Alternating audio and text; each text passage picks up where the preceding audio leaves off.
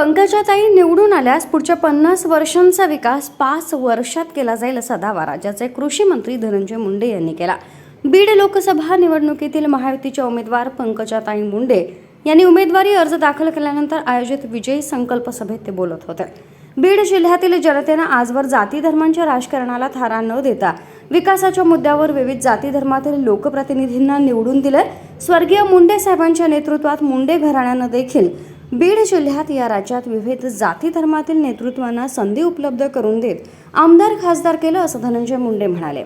आम्ही बहीण भावांनी देखील परस्पर विरोधात असताना देखील काही लोकांच्या कामात जात आडवी येऊ दिली नाही, परंतु केवळ स्वार्थ समोर ठेवून विकासाचा कुठलाही अजेंडा नसलेले काही जण आज समाज मनात जाती धर्माचं राजकारण पेरून निवडणूक लढवण्याचा प्रयत्न करतायत असा आरोप त्यांनी केला।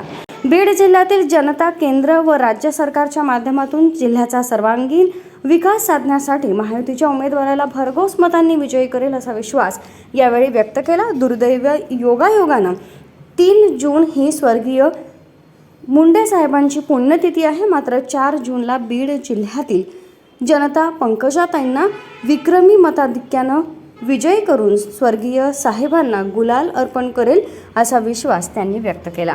विकासामध्ये कधी जात पात येत नाही।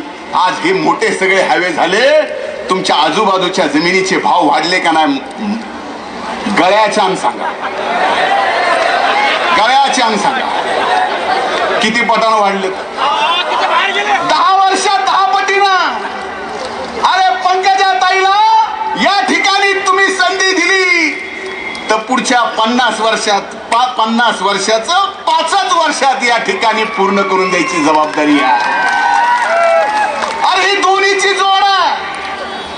केंद्रामध्ये त्यांची जी उडबास आहे ती ज्या नेतृत्वाच्या सोबत आहे, त्या नेतृत्वाच्या सोबत नुसतं उडबस जरी झाली तर बीड जिल्ह्याचे 99% प्रश्न असेच